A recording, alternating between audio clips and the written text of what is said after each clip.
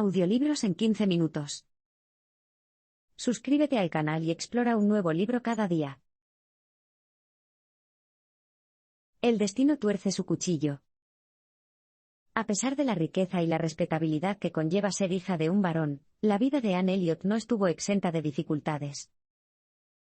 3 golpes importantes habían llevado a Anne a una vida de soledad y dolor. El primer golpe llegó a los 14 años, cuando la querida madre de Anna murió y, sumida en su dolor, Anna fue enviada a Bath para terminar sus estudios. Su vanidoso y engreído padre, Sir Walter, y su hermana mayor, Elizabeth, igualmente engreída en sí misma, no le habrían ofrecido ningún consuelo durante este difícil momento.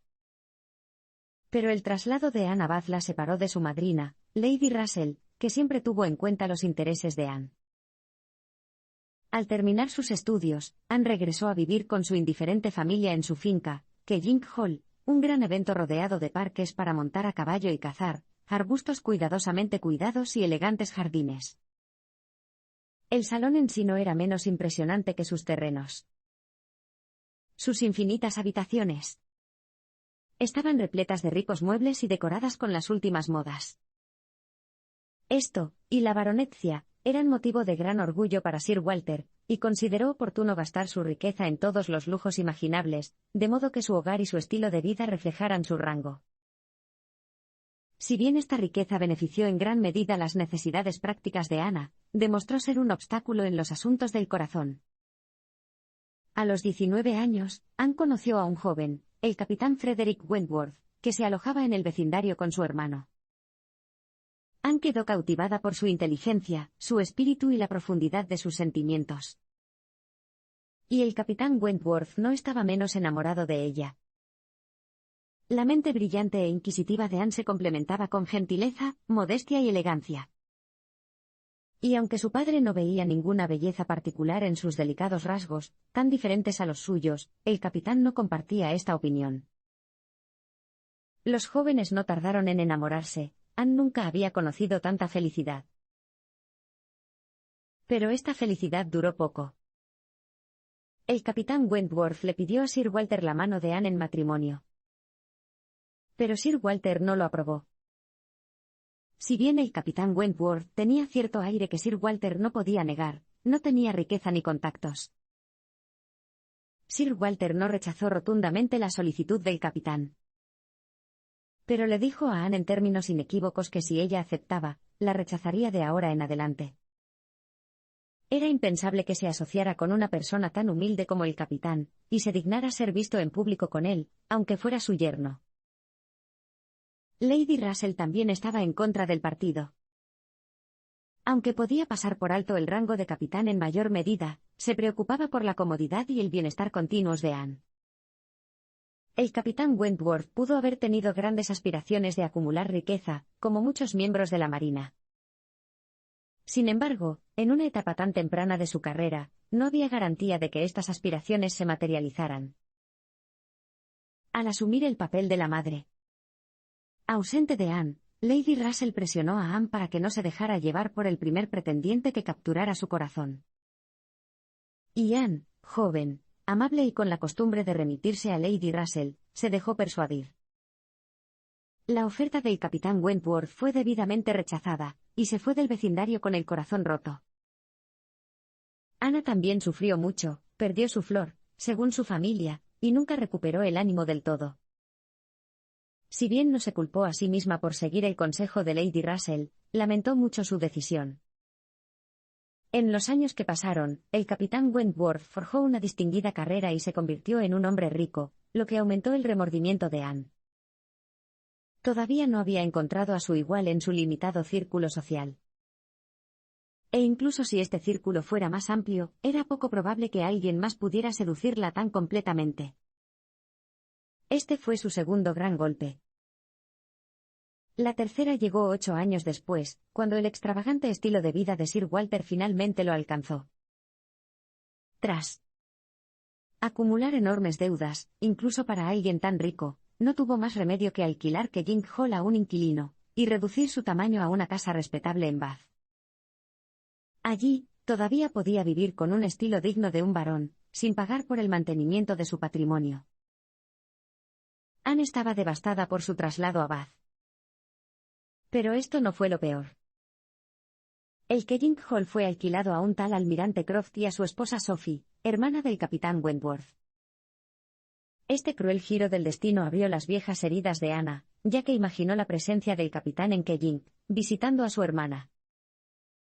Alguien todavía muy querido para ella, pero ahora un extraño, caminaba por las habitaciones de su casa. Sal en la herida. Antes de reunirse con Sir Walter y Elizabeth en Bath, Anne fue citada al cercano Uppercross Lodge para cuidar a su hermana menor, Mary. Mary a menudo se imaginaba que estaba enferma y que necesitaba la atención de Anna. Y aunque Anna sabía que las enfermedades de Mary eran imaginarias, disfrutaba de la compañía de sus sobrinos pequeños, su cuñado Charles Musgrove y su familia, en cuya finca vivían él y Mary. Anne siempre había estado a gusto en compañía de los Musgrove. Las hermanas mayores de Charles, Henrietta y Luisa, eran niñas animadas y bondadosas que recibieron a Anna en su hogar tan calurosamente como lo hicieron sus padres. Pero la proximidad a Kelling Hall incomodó a Anne. Los Musgrove eran personas sociables, les gustaba invitar a sus vecinos a cenar. Era inevitable que el almirante y la señora Croft se sentaran pronto a su mesa. En poco tiempo, el capitán Wentworth llegó al vecindario para visitar a su hermana, y Anne y él se volvieron a encontrar. Pero el capitán fue frío y demasiado formal con Anne. Después de la reunión, Mary denunció que Wentworth había dicho que nunca habría reconocido a Anne, tan cambiada por lo diferente que estaba. Esto hizo que Anne se sintiera humillada y avergonzada.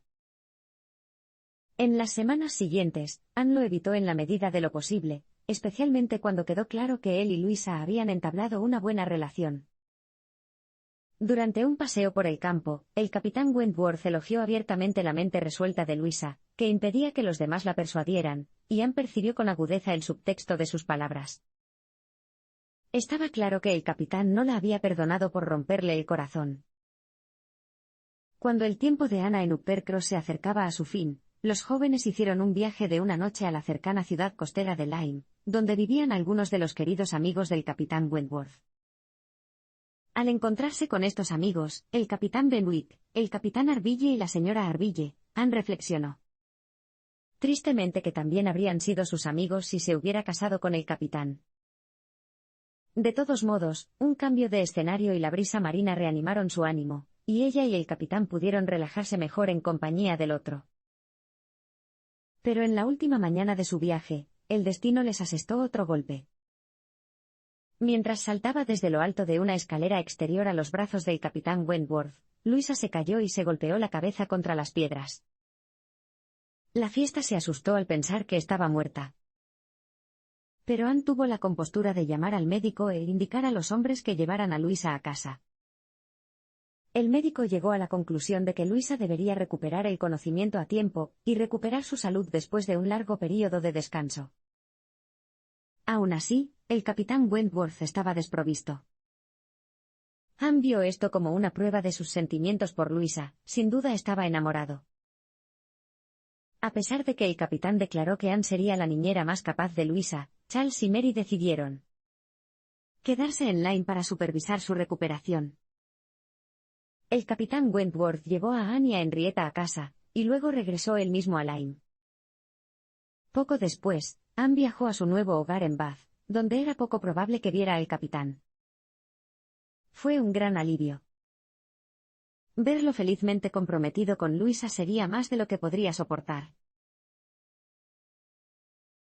Un nuevo conocido encantador. Sir Walter y Elizabeth estaban entusiasmados por ver a Anne a su llegada a Bath, algo que ella no había previsto. Estaban deseosos de compartir sus noticias, no solo sobre su nuevo hogar, sino también sobre un conocido recientemente reavivado. El presunto heredero de Kelling Hall, el señor William Walter Elliot, de Esquire, había renovado su relación con la familia después de romper los lazos con ellos años antes. Esto sorprendió a Anne. El señor Elliot no tenía nada que ganar si se ganaba el favor de Sir Walter. A menos que Sir Walter se volviera a casar, y su nueva esposa le diera un hijo, el señor Elliot heredaría la baronetcia y el Kellynch Hall a su debido tiempo, independientemente de que los dos hombres se llevaran bien o no. Pero como sugirió Lady Russell, el señor Elliot tenía ahora una mente más madura, y quizás entendía mejor la importancia de los lazos familiares estrechos.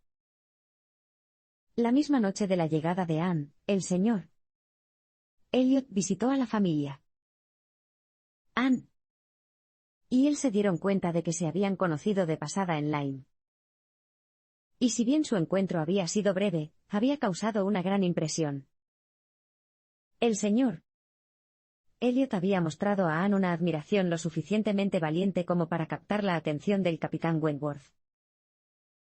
Durante las siguientes semanas, Anne y el señor Elliot se conocieron muy bien. Anne disfrutó de su animada conversación y, sin duda, poseía los modales y el refinamiento de un caballero. Lady Russell opinó que tenía la intención de pedir la mano de Anne. Su mayor deseo era que Anne reemplazara a su madre como Lady Elliot de Kellynch Hall, y el matrimonio con el señor Elliot lo haría posible.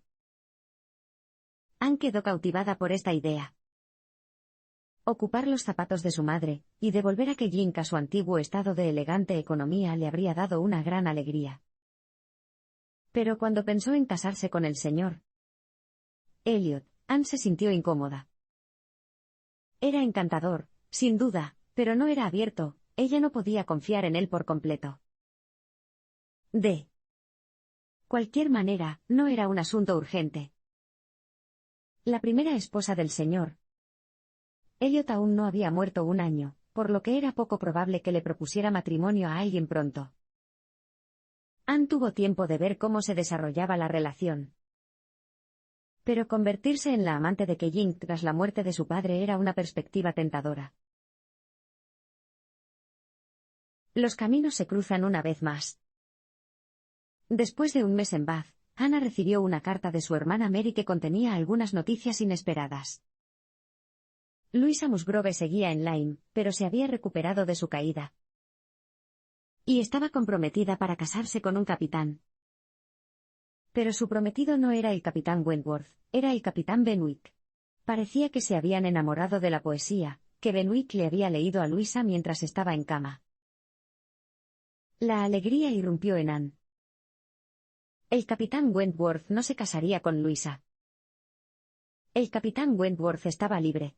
Se atrevió a esperar que se les diera una segunda oportunidad de ser felices juntos. Y no pasó mucho tiempo antes de que sus caminos se volvieran a cruzar. Una mañana, Anne, Elizabeth y el señor Elliot se refugiaron de la lluvia en una tienda. Mientras el señor Elliot buscaba un carruaje que los llevara a casa, el capitán Wentworth entró en la tienda. Se alojaba en Bath con su hermana y el almirante, que tenía una gota cada vez mayor. Para Anne era obvio que el encuentro casual había afectado al capitán. Su compostura habitual estaba ausente, reemplazada por vergüenza e incomodidad. Justo después de ofrecerle a Anne su paraguas, el señor Elliot regresó, con todas sus disculpas y encanto, para llevarse a Anne. Apenas tuvo tiempo de despedirse civilizadamente del capitán.